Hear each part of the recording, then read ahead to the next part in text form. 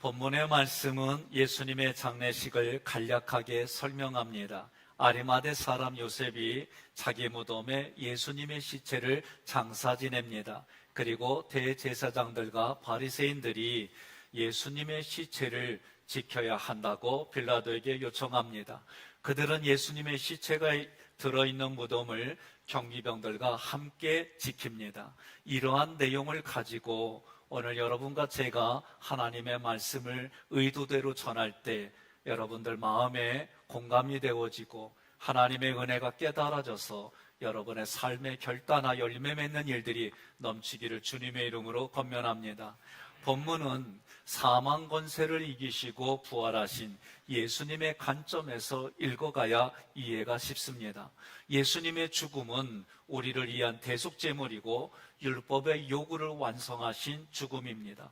이 죽음으로 우리는 진리의 자유를 얻었습니다. 이 자유함으로 모든 두려움과 염려함으로부터 승리하시기를 주님의 이름으로 권면하며 축복합니다.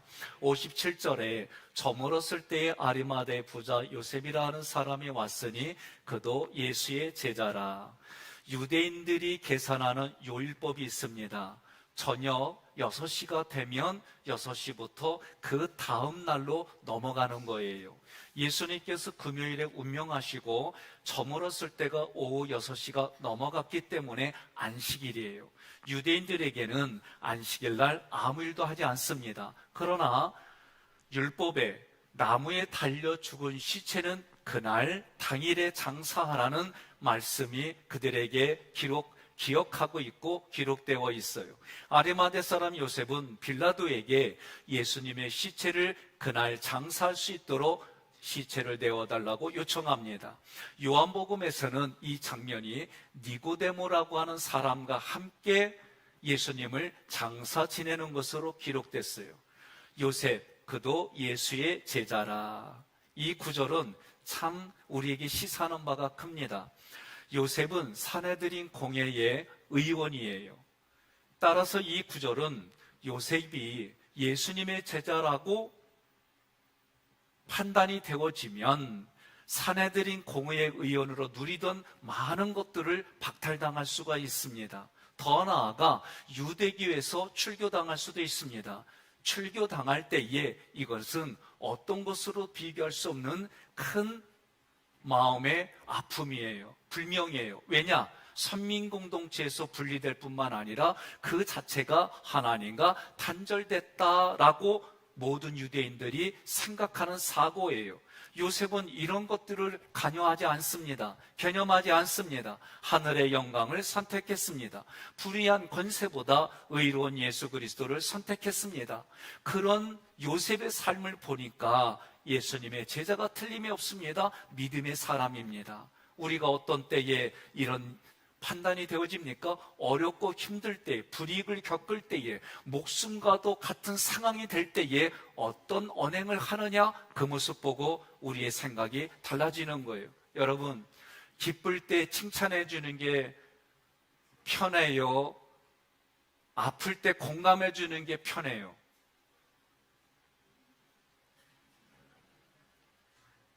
예? 자, 1번은 기뻐하는 일, 잘 되는 일이 있어서 거기에 공감하고 칭찬해주고 격려해주고 이런 게 편해요? 아니면 힘든 일, 아픈 일을 겪었을 때 공감해주는 게 편해요? 1번이요? 2번이요? 2번, 1번 감사합니다. 그래요. 심리적으로 보면 남들이 잘 되고 출세하고 좋을 때 공감하기가 어렵디야. 그게 우리 마음이라는 거예요. 옆에 분한테 그래요. 우리도 그렇지만 표현은 안 해. 그러세요. 예? 아닌 척하고 축하해주고 격려해주고 그러는 거예요. 제자라. 예수님께서 선택한 제자라는 뜻입니다. 수동으로 돼 있어요. 무슨 얘기냐? 요셉은 예수님의 부름에 아멘했다는 얘기예요. 예수님께 배웠습니다. 하나님의 뜻을 이루는데 지금 자신이 도구로 쓰임받는다는 믿음을 가지고 빌라도에게 갔습니다. 여러분과 제가 살아가는 삶의 자리에 어떤 도구로 쓰였는지 간증하시며 살아가기를 주님의 이름으로 권면합니다. 지난 한 주간 삼일째 하나님은 나에게 어떤 하나님이었을까? 나를 찾아오신 하나님은 어떤 하나님이었을까? 내가 하나님을 부르짖고 하나님께 다가간 나의 모습은 어떤 모습이었을까 고민해 봤어요. 삼일째 하나님이 지난 한 주간 나에게 보여주신 하나님은 깨닫게 해주시는 하나님이었어요. 그것을 깨닫지 못했다면 원망과 불평이 될 텐데 그것을 깨닫게 해주니까 내 마음에 넉넉함이 있어요. 그 넉넉함이 있으니까 내 표현이 까탈스럽지가 않아요. 내 표현이 부드러워져요. 내 표현이 찌르는 얘기가 아니라 옳고 그름으로 판단하는 얘기가 아니라 이 말씀을 통해 하나님의 말씀이 어떻게 흘러가게 해야 될지 그 반응에 대한 고민들이 내 안에 있었어요. 58절에 빌라도에게 가서 예수의 시체를 달라 하니 이에 빌라도가 내주라 명령하거늘. 빌라도가 왜 이렇게 쉽게 내주었을까? 그 이유는 예수님이 죄가 없어요. 그것을 알아요. 그렇기 때문에 아리마대 부자 요셉이 요구했을 때에 순순히 내줬어요. 요셉은 예수님의 제자이지만 처음에는 그 제자를 드러내지 않았어요. 왜? 유대 종교 지도자들이 예수님을 적으로 간주하고 죽이려고 하니까 그 불똥이 자기에게도 튈까봐 이렇게 저렇게 조심한 거예요. 그러나 이제 빌라도에게 예수님의 시체를 달라고 요구합니다. 자신을 당당하게 드러냅니다. 이 모습은 예수님께서 살아계실 때에 많은 사람들에게 영광의 박수를 받을 때에 함께했던 제자들, 그들이 고백합니다. 예수님께 목숨 걸고 충성하겠습니다. 그런데 예수님이 정말 십자가에 달리자 다 도망갔어요. 그런 도망간 상황에 아리마대 사람 요셉은 오히려 처음에는 숨겼지만 다 도망간 자리에는 나도 예수님의 제자입니다라고 밝힌 것은 오늘 우리에게 시사하는 바가 매우 큽니다. 여러분과 제가 그렇게 살아가기를 주님의 이름으로 권면합니다. 그런 삶을 살아갈 때 하나님이 기억하시고 보상해 주심을 믿으시기를 바랍니다. 59절 요셉이 시체를 가져다가 깨끗한 세마포로 싸서, 이 시체라는 단어는 소마라는 단어예요. 하나님과 단절됐다라는 뜻입니다. 깨끗한 세마포로 쌌다는 얘기는 율법 아래에 있는 사람을 말하는 거예요. 율법의 요구가 뭡니까? 죄의 삭은 사망이에요. 그러니까 죄로 인해서 죽을 수밖에 없는 우리를 대신해서 예수님이 율법의 요구대로 죽으셨다. 그래서 예수님도 율법 아래에 있다. 그런데 예수님은 율법의 요구를 들어줘서 율법을 완성하신 분이 예수님이에요. 따라서 오늘 이 구절은 율법 아래에서 죄의 형벌을 사망으로 받은 거예요. 그 형벌은 하나님과의 단절입니다. 그 누구도 율법의 권세를 이길 수가 없습니다. 예수님은 이러한 형벌을 자신의 죽음으로 우리 각자의 죄를 해결해 주셨습니다. 로마서 8장 3절로 4절 함께 봉독합니다. 율법이 육신으로 말미암아 연약하여 할 수 없는 그것을 하나님은 하시나니 곧 죄로 말미암아 자기 아들을 죄 있는 육신의 모양으로 보내어 육신의 죄를 정하사 육신을 따르지 않고 그 영을 따라 행하는 우리에게 율법의 요구가 이루어지게 하려 하심이니라. 아멘. 60절 바위 속에 판 자기 새 무덤에 넣어두고 큰 돌을 굴려 무덤 문에 놓고 가니, 요셉은 자신이 죽은 후에 자신의 몸, 죽은 시체를 묻으려고 미리 무덤을 만들었어요. 그 무덤에 예수님의 시체를 장사 지냈습니다. 쉬운 얘기가 아니에요. 사실은 어마어마한 일입니다. 예수님을 사랑하는 요셉의 마음이 이 모습으로 담겨져 있는 거예요. 여러분 기억하세요. 제가 이제는 강조하면서 하는 말이 뭐냐, 찬양은 전심으로 하는 거예요. 그래서 제가 이거 두들길 때 네 판이 부러지든지 내 손에 물자국이 있어요. 핏자국도 흘리면서 할 정도로 전심으로 하는 거예요. 기도는 감사로 하는 거예요. 말씀은 나를 향한 하나님의 말씀으로 듣는 거예요. 헌금은 믿음으로 하는 거예요. 돈이 많다고 하는 게 아니에요. 중요한 것은 오늘 요셉은 지금이에요. 시제를 보니까 지금이에요. 제가 1년 전에 교통사고를 사실은 크게 냈어요. 여러분들이 볼 때는 아무렇지도 않게 보였지만 저는 진짜 큰 교통사고였어요. 하나님이 지켜주시고 고쳐주신 게 감사할 뿐이에요. 그런데 제가 평상시에 하던 말이 있어요. 마지막으로 하는 말이 뭐냐면, 내가 저 사람과의 관계 속에서 마지막에 권면하는 거, 당신이 죽을 때 종교가 다르거나 또는 조금 시험 들었을 때 하는 말이에요. 그래서 이 사람과는 오늘 이 말이 마지막이다라고 할 때 하는 말이 뭐냐면, 당신이 불러도 안 보이거든, 당신이 믿는 하나님 보이지 않거든, 예수님 불러라. 제가 이런 얘기를 많이 했거든요. 그런데 제가 교통사고를 겪을 때 보니까, 내가 이럴 땐 브레이크를 밟고 이럴 때는 내가 이래야지, 이런 생각 없을까요? 없어요. 그냥 탁 겪는 거예요. 그때 내가 깨달은 거예요. 치료받으면서. 왜 성경은 시제가 지금이고 지금 내 신앙의 형편이 그대로 하나님 앞에 연결됐다, 이 얘기는 내가 그렇게 죽으면 어느 날 순간, 내가 예상하지 못하는 순간 내 영혼을 거둬가요. 그때 우리는 전혀 어떤 손쓸 방법이 없어요. 그러니 옆 사람에게 인사하세요. 있을 때 예수 잘 믿어 그러세요. 정신이 멀쩡할 때, 내가 마음에 여유가 있을 때에 예수 잘 믿는 거지, 죽음이 어느 날 호련히 올 때는 내가 어떻게 했다, 이거는 지금 내 생각이지 실제는 그렇지 않아요. 예수 믿는 분들도 때로는 임종을 지켜볼 때, 또 그런 임상을 전문으로 했던 목사님의 얘기를 들어보면 바로 웃으면서 주님을 영접하는 분들은 저도 그렇고 많지 않아요. 오히려 그때 우리가 같이 기도해주고, 오히려 그때 보혈의 찬양을 부르고, 오히려 그때 그렇게 하나님 앞에 매달린 중보 기도를 하면서 그 사람의 얼굴이 부드러워지고 잠자는 얼굴로 바뀌는 경우를 많이 봤지, 정말 죽음을 접할 때에 대다수의 분들이 기뻐하며 즐거워하며 주님 내 영혼을 거둬줘서, 그런 경우 진짜 많지 않아요. 옆에 분한테 그래요.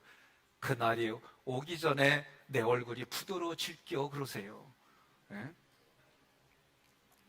자, 요셉은요, 이 무덤이라고 할 때 무덤이라는 단어는 무네메, 기억하다, 회상하다라는 단어에서 유래했어요. 무슨 얘기냐면, 살아있는 사람들은 무덤을 보면서 그 죽은 사람의 행적을 기억합니다.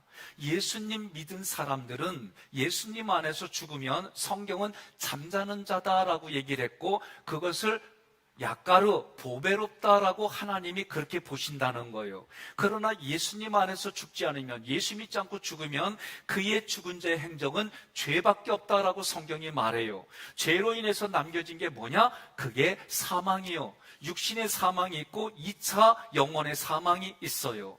오늘 본문에서는 그런 무덤에 예수님의 시체를 넣어두었다라는 것은 사망이 왕노릇하는 것에 예수님도 갇혀 있는 겁니다. 새 무덤에 넣어두고, 이 구절은 이스라엘은 가족묘 개념이에요. 그래서 시체를 파면 거기에 가족들의 시체를 넣어요. 그래서 그들의 마음속에서는 썩기 때문에 그 자리를 더러운 것으로 여겼어요. 그러나 예수님 무덤은 사용하지 않은 무덤이에요. 무슨 얘기냐? 죄와 여러 더러움으로 물들지 않은 상태, 다시 말하면 예수님이 우리의 죄 때문에 예수님의 육체가 그 죄를 담당했다는 거예요. 오직 하나님의 뜻과 계획에 의해서 장사되어지고 미래에 부활되어질 것을 의미하는 것이 이 무덤의 의미예요. 큰 돌을 굴려서 무덤 입구를 막았다는 구절은 무덤을 찾는 여인들의 힘으로는 큰 돌을 옮길 수가 없어요. 죽어서 무덤에 들어간 사람은 다시는 살아있는 사람의 자리에 옮길 수가 없어요. 예수님은 이런 자리로 우리를 대신해서 들어가셨어요. 제가 어느 책을 읽다 예화를 보니까, 부처에게 자기 아들이 죽어서 부처에게 찾아갔어요. 그리고 내 아들 좀 살려달라고. 그러자 부처가 얘기를 합니다. 죽음을 한 번도 겪지 않은 집에 가서 쌀을 구하다 밥해서 주면 얘가 살아난대야. 그래서 그 사람이 왜 웃어요? 이 양반은 그 말을 믿고 전 세계 돌고 돌다가 우리 집까지 왔어. 그래서 내가 얘기해 줬어요. 성경을 찾아서 당신과 같이 아들이 죽은 집을 얘기를 해서 성경은 예수에게 갔더니 살아났다 말이요. 그리고 그 사람이 비교를 하고 고민하더니 예수 믿었다는 전설이 우리 집안에 내려와요. 여러분, 제가 조금 변형해서 말씀을 드린 의도는 죽음은 그 어느 누구도 피해갈 수 없는 거예요. 제가 중환자실에 신방을 갔습니다. 너무나도 위급해서 연락이 와가지고 거기를 찾아갔더니 이제 의사 말로는 시간이 얼마 남지 않았다고 얘기를 해요. 그래서 그분에게로 다가가 기도하려고 그랬더니 뒤에 있는 분이 참 간절한 마음으로 의사 양반, 나 좀 살려주시오. 살려주면 달라는 대로 내가 돈을 다 줄게. 부자인가 봐요. 그랬더니 의사는 예수 믿는 분이요. 제 옆에서 뭐라고 말하냐면 죽고 사는 문제는 자기의 영역이 아닙니다. 나는 의학을 공부해서 몸을 공부해서 그 의술로 당신에게 도움을 줄 뿐이지 목숨에 죽고 사는 문제는 내 손에 달려있지 않고 내가 믿는 하나님께 달려 있습니다. 예수님 잘 믿으세요. 그 시간은 그분이 목사 같아. 어쨌든 제가 그 얘기가 생각이 나요. 여러분, 오늘 우리는 지금 성경 속의 요셉이 예수님의 시체를 잘 세마포로 싸서 자기가 죽을 자리에 예수님의 시체를 놓고 나왔어요. 그 자리에 지금을 살아가는 여러분과 제가 함께 집어넣을 게 있어요. 먼저 나의 죄를 집어넣으십시오. 음란과 시기와 질투와 분냄과 다툼과 거짓말과 악독과 기만과 외식과 모든 비방하는 말을 집어넣고 다시는 꺼내지 않기를 바랍니다. 꺼내지 않기를 바랍니다. 꺼내지 않기를 바랍니다. 혹시나 그것을 다시 꺼내게 된다면 죄는 의로움으로 꺼내십시오. 음란은 성결로 꺼내십시오. 시기와 질투는 칭찬으로 꺼내십시오. 다툼은 협동으로 꺼내십시오. 거짓은 진실로 꺼내십시오. 악독은 선한 삶으로 꺼내십시오. 기만은 참됨으로 꺼내십시오. 외식은 충만으로 꺼내십시오. 비방은 격려로 꺼내십시오. 소개하면은 소리로 아멘으로 꺼내시기를 바랍니다. 이렇게 살아가시기를 주님의 이름으로 권면하며 축복합니다. 61절에 거기에 막달라 마리아와 다른 마리아가 무덤을 향하여 앉았더라. 저는 오늘 본문의 말씀을 묵상하면서 예수님이 하신 일들, 예수님이 하셨던 일들을 기억하며 거기에 반응하는 사람, 그 사람이 오늘 이 여인들이었어요. 모두가 다 죽었기 때문에 끝났다고 생각하고 다 헤어졌는데 오늘 우리나라에서도 죽으면 모든 고발, 고소 이런 게 다 거기서 멈춰요. 아리마대 요셉이 자기 무덤에 예수님의 시체를 장사하고 있는 동안 막달라 마리아와 다른 마리아가 그곳을 향해 있었고 이제 돌을 탔고 요셉도 떠나갔지만 그것을 향해 앉아 있었어요. 이 여인들은 무엇을 기대하고 그 자리에 앉아 있었을까요? 그것은 이전에 예수님이 말씀하신 대로 예수님의 부활이 뭔지는 모르지만 죽었지만 다시 살아날 것을 믿고 지금 무덤 앞에 앉아 있는 겁니다. 저는 이 말씀이 제 가슴에 깊이 와닿았어요. 우리들이 저를 포함해서 우리 모두가 이 땅을 살다 보면 아무리 신념이 강하고 믿음이 강해도 때로는 앞뒤가 좌우가 그리고 위아래가 꽉꽉 막혀서 빛이라고는 전혀 느낄 수 없는 사건들이 있어요. 기도해도 내가 내 마음에 와닿지도 아니하고 찬양을 하고 부르짖고 해도 내 육체만 탈진될 정도로 그런 죽음과 같이 느껴질 때가 있어요. 대부분의 사람들이 이럴 때에 어렵고 힘들고 더 이상 부르짖을 힘도 없기 때문에 절망하게 되고 포기하게 되는 일들이 대다수예요. 죽음을 앞둔 사람들도 그 죽음 앞에 무섭고 두려워서 그 얼굴이 찡그려지는 그런 상황 속에 오늘 성경은 우리에게 주는 이 말씀이 큰 거예요. 죽은 예수가 끝이 아니라, 그 죽은 예수가 끝이 아니라, 우리의 죄를 대신 감싸 안고 죽은 예수가 끝이 아니라, 주님께서 죄를 용서해 주시고 다시 살아나신 부활하신 예수님이 그들 앞에 나타나는 예수님을 기대하는 거예요. 오늘 여러분과 저는 무덤 앞에 앉아있는 여인처럼 모든 것이 끝났다고 생각하는 그 시간, 그 상황 속에서도 부활하실 예수님을 기대하고 희망과 소망을 가지고 앉았던 여인들처럼 그들에게 믿음을 주신 그 예수님의 은혜를 기억하며 오늘 여러분과 제가 재림하실 예수님 앞에 앞으로 나아가시기를 바랍니다. 그 자리가 오늘 여러분들이 앉아있고 서 있는 자리인 줄 저는 믿습니다. 그리하면 재림하실 예수님 앞에 한 걸음 한 걸음씩 나아가면 삼일체 하나님이 여러분과 저의 앞길을 인도해 주십니다. 62절로 63절에 그 이튿날은 준비일 다음 날이라 대제사장들과 바리새인들이 함께 빌라도에 모여 이르되 주여 저 속이던 자가 살아있을 때에 말하되. 자, 주여 퀴리오스는요 예수님에게 하는 고백이잖아요. 그런데 이들이 누구예요? 종교 지도자들이에요.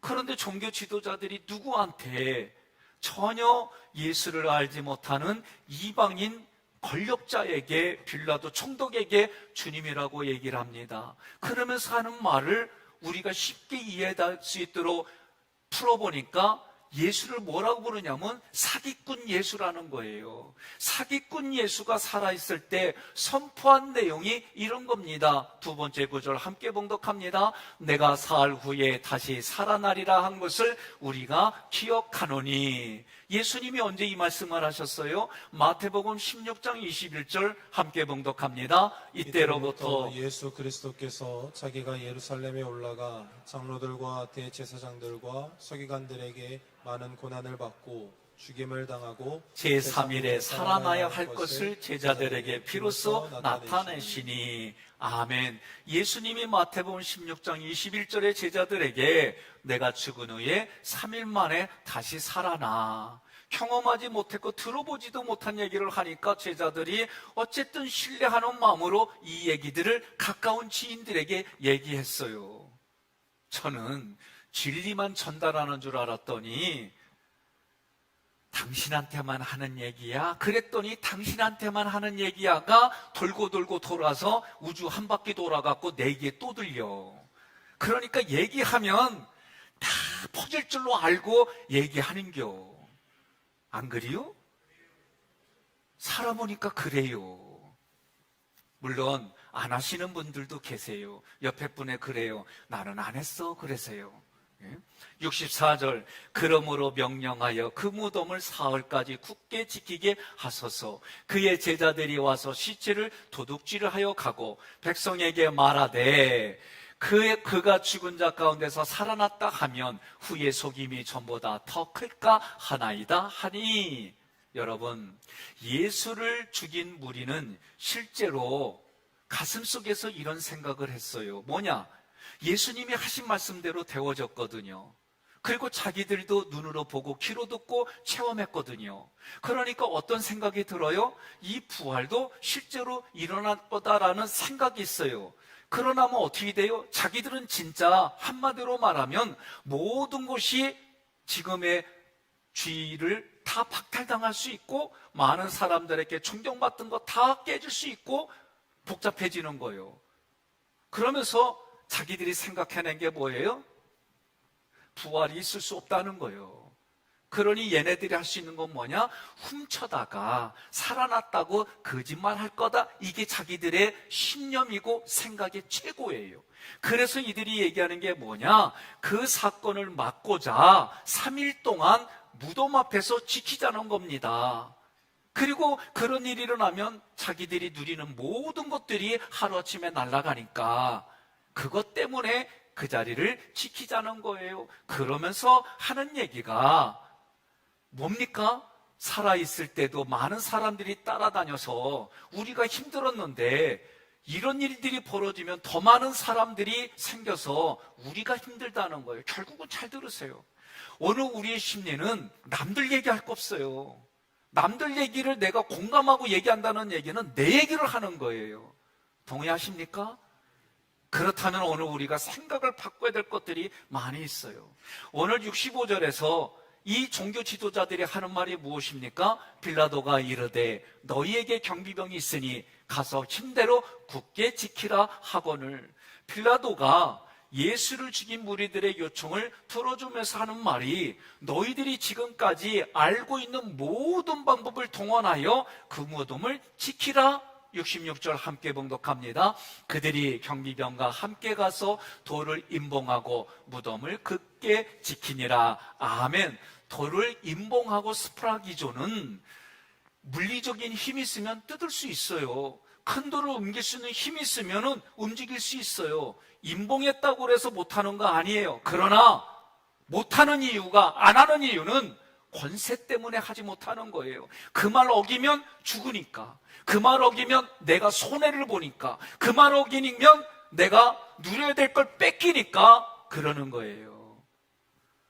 저도 우리나라의 법률이 좀 더 강하다고 한다면 사람들이 쉽게 할까? 그건 저도 마찬가지예요.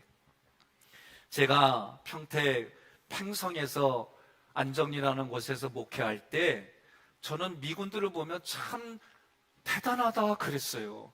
아니 어떻게 저렇게 질서를 잘 지킬까?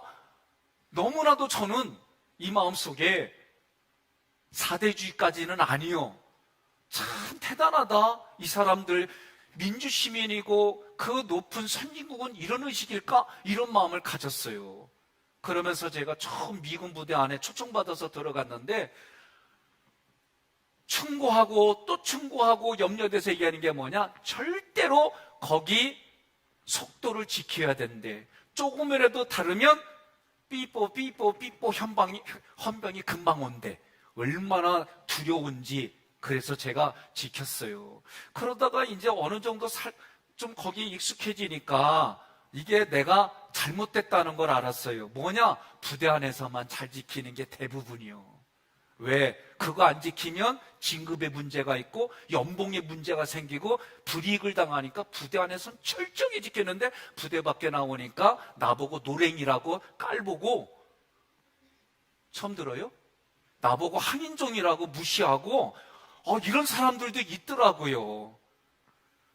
미군하고 결혼했어도 그분을 되게 무시하는데 직급이 되게 높은데도 항인종이라고 하는 것 때문에 이런 걸 보니까 자기네들이 잘못했는데도 사과 안 하는 사람들 보니까 불이익을 당하면 이렇구나. 이거는 유럽이고 동양이고 어디고 남녀노소 다 똑같구나. 내가 어려움을 겪고 힘든다면 할 사람이 누가 있을까? 옆 사람이 그래요. 어려운 일 안 겪었으면 주님의 은혜인 줄 알아 그러세요. 또 얘기하세요. 어려움을 겪으면 믿음의 성숙함으로 나아가는 믿음의 디딤돌인 줄 알아 그러세요. 이게 우리 신앙생활의 고백입니다. 여러분, 오늘 본문의 말씀에서 임봉했다는 얘기는 권세 때문에 뜯지 못한다는 거예요. 굳게 지키더라. 이 땅에 어떤 수단과 방법을 가지고 지키라는 거예요. 그러니 뚫고 들어갈 수가 없는 거예요. 뭘 얘기를 합니까? 사망이 그래요. 사망은요, 어느 누구도 피해갈 수가 없어요. 진시황이 수천 명, 수만 명을 영생하는 불로초를 구해오라고 보냈는데 그거 가지고 온 사람이 있을까요? 없을까요? 없어요. 왜? 가져왔지만 영생하는 불로초가 없어요.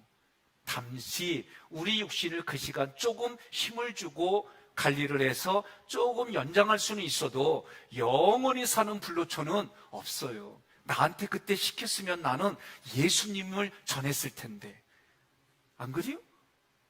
왜? 우리에게 영원한 생명을 주신 예수님이 오늘 우리는 육신으로 가더라도 부활할 것을 믿는 영생의, 그 사람의 표현을 하면 영생의 불로초가 예수님이요. 여러분, 오늘 66절은 사람이 죽어서 가는 곳이에요. 사망이 왕노릇하는 곳이에요. 거기가 음부예요. 음부에는 율법의 요구로, 죄의 요구로 죽은 자들이 가는 곳이고, 죄가 권세가 가장 강력한 곳이 사망이에요. 그래서 성경은 죽은 자들의 시체도 만지지 말라고 하는 것은 이런 뜻이 있어요. 사망한 영혼들이 갇혀있는 곳이 음부입니다. 그런데 성경에 음부가 공간복음서에 나오는데 누가복음 16장 23절이에요. 여기에 부자가 가 있어요. 하나님을 알지 못하는 사람이에요. 그가 뭐라고 해요? 고통 중에 있는 곳이요. 여기는 죽지는 않아요.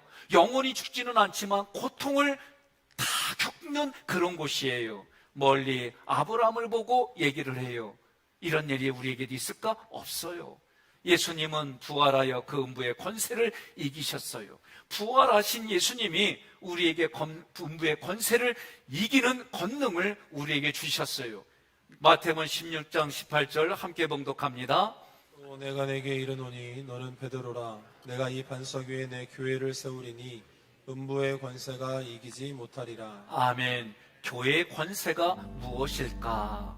음부의 권세를 이기는 권세입니다. 이 권세가 우리에게 주어졌어요. 그래서 여러분과 저는 예수님을 잘 믿어야 하는 이유가 뭐냐? 이 권세가 말한 대로 이루어지는 능력을 경험하려면 예수님을 잘 믿어야 되는 거예요. 음부의 권세는 오늘날도 우리를 유혹하고 괴롭힙니다. 앞으로도 그럴 것입니다. 그래서 때로는 그 권세에 짓눌려서 감당하지 못하는 분도 있을 수 있습니다. 때로는 그 권세에 매여 있어서 저와 같은 인생을 살았다고 고백하는 사람도 있을 수 있습니다. 그러나 예수님을 통해 사랑이신 하나님을 우리는 경험합니다. 사랑이신 하나님이 이 세상을 사랑하셨어요. 사랑하신 내용이 독생자 아들 예수 그리스도를 우리에게 보내주셨어요. 나의 죄를 대신해서 예수가 그리스도로 그 모든 죄를 사해주셨어요. 십자가에 달려 돌아가셨어요. 그 사랑이 복음입니다. 오늘날 구원의 복음을 왜곡하고 회방하는 세력들이 있습니다. 많은 사람들이 거기에 자신의 이성을 가지고 높은 학력을 가지고 아름다운 체험을 가지고 거기에 매달려 있는 사람들도 있습니다. 그들은 온갖 세상의 철학과 방법으로 교회와 복음을 무너뜨리고 삼위일체 하나님과의 관계를 단절시킵니다. 마치 음부의 권세와 같은 그런 모든 것들을 동원하여 우리들을 유혹하고 우리들을 찌르고 아프게 합니다. 그럴 때마다 예수님께 맡기시기를 바랍니다. 그리하면 삼위일체 하나님과 단절된 관계를 회복시켜 주십니다. 우리 어린아이들이 내일 소풍 가는데 안절부절하며 부모에게 얘기를 합니다. 내일 밝을까? 아니 밖에 보면 흐린데 근데도 아버지가 걱정하지 마. 내일 밝을 거야. 그러면 자녀가 그 말 하나 가지고 아버지의 말 하나 가지고 엄마의 그 말 한마디 가지고 잠 잘 자요. 이거 경험 없는 사람만 아멘 안 하는겨. 그러고 나면 그 다음날 그렇게 되면서 살아요. 때로는 안 되면은 아빠 된다며 그러면서도 가요. 여러분, 우리가 하나님을 아버지로 믿고 고백하는 일들이 우리 인생에 살아가는 모습과 비슷한 부분들이 많이 있어요. 오늘 부활하신 예수님이 해결해 주심을 믿으시고 여러분이 우리에게 각자에게 힘을 주시는 하나님을 믿으시고 그 힘으로 모든 음부의 권세를 이기도록 도와주시는 하나님을 믿으시기를 바랍니다. 이제 오늘 12시 넘어가면 2024년도가 돼요. 예수님의 십자가 구속의 은혜를 기억하십시오. 부활하신 예수님을 기억하십시오. 그리고 우리에게 열매를 맺을 수 있도록 환경과 상황을 주신 하나님을 찬양하십시오. 그 모습이 하늘의 영광이고 땅의 평강입니다. 그 영광이 지금 내게서 고백이에 이루어지는 모든 삶의 결단들은 하나님이 평강으로 인도해 주세요. 그리고 하나님은 우리에게 사명을 맡겨주셨습니다. 그 사명으로 하늘의 역사를 이끄시는 하나님을 더욱 신뢰하시기를 바랍니다. 복음 앞에 더 당당한 삶을 살아가시기를 바랍니다. 십자가의 은혜, 부활하신 주님을 더욱더 경험하시는 한 해가 되기를 주님의 이름으로 축원합니다.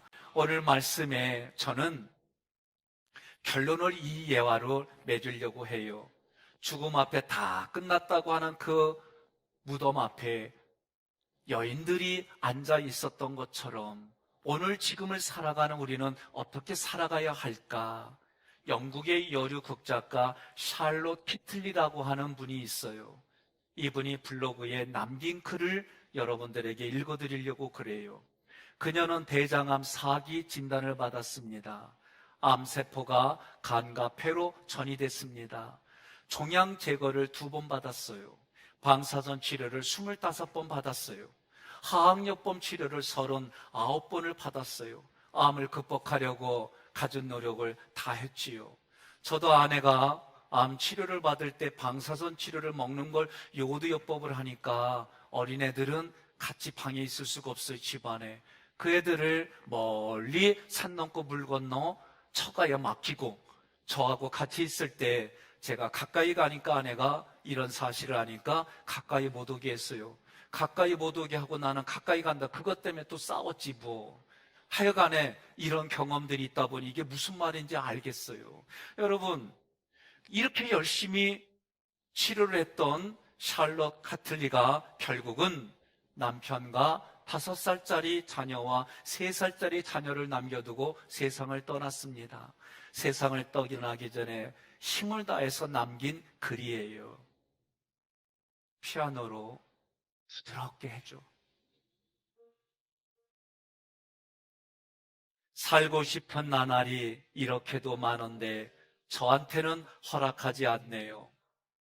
아이들이 커가는 모습, 중학교, 고등학교, 대학교에 들어가고 결혼하는 모습을 보고 싶은데 때로는 남편에게 못된 마누라라고 소리 듣고 싶은데 그렇게 40대, 50대, 60대로 늙어가 보고 싶은데 그럴 시간을 안 주네요. 지금까지 살아보니 그렇더라고요. 매일 아침 아이들에게 일어나라고 깨우고 이덕거라고 잔소리 지르고 그래도 그날들이 뒤돌아보니 모두가 행복이었네요. 살고 싶어서 해보라는 온갖 치료를 다 받았습니다. 기본적인 화학요법은 물론이고 먹기 힘든 기름에 절인 치즈도 먹었습니다. 쓰디 쓴 즙도 마셨습니다. 잘 알지 못하는 한방에 가서 침도 맞았습니다. 그런데 뒤돌아보니 모두가 아니더라고요. 귀한 시간 낭비했다는 생각만 들었습니다. 이제 죽음을 앞두고 장례식 문제를 미리 처리해놓고 나니 매일 아침 일어나서 내 아이들을 껴안아주고 심통 부리는 아이들 볼에 뽀뽀를 해줄 수 있다는 게 얼마나 너무 감사한지 감사하게 느껴졌어요. 이제 얼마 후에 나는 남편의 곁에서 잠이 깬 이른 아침의 기쁨과 행복을 잃게 될 것입니다. 남편은 무심코 커피 2잔을 꺼냈다가 커피는 한 잔만 타도 된다는 사실에 슬퍼하겠지요. 딸아이 머리를 따줘야 하는데 이제 누가 이것을 해줄까? 아들이 가지고 놀던 레고의 한 조각이 어디에서 굴러 들어가 있는지 나만 아는데 이제 그것을 누가 찾아줄까? 의사로부터 6개월 시한부 판정을 받고도 22개월을 살았습니다. 그렇게 1년 넘게 삶의 보너스를 얻었습니다. 그 덕분에 아이의 초등학교 입학식 첫날 학교에 데려다 주는데 너무나도 기뻤습니다. 이 기쁨을 가슴에 품고 떠나갈 수 있게 됐습니다. 아이의 흔들거리던 이빨이 빠져서 그 기념으로 자전거를 사주러 갔을 때는 정말 행복했습니다. 이것 또한 감사한 일이 아닐 수 없었습니다. 보너스 1년 덕분에 30대 중반이 아니라 30대 후반까지 살다 가니 감사드립니다. 감사한 일이 한두 가지가 아닙니다. 중년의 복부 비만 같은 거, 또 늘어나는 허리둘레 같은 거, 임신했다고 내 배를 쓰다듬어주는 남편의 그 손길 한번 가져봤으면 좋겠어요. 그만큼 살아남는다는 얘기지 않습니까? 저는 한번 늙어보고 싶었어요. 부디 삶을 즐기면서 사시기를 바랍니다. 두 손으로 삶을 꼭 붙드시기를 바랍니다.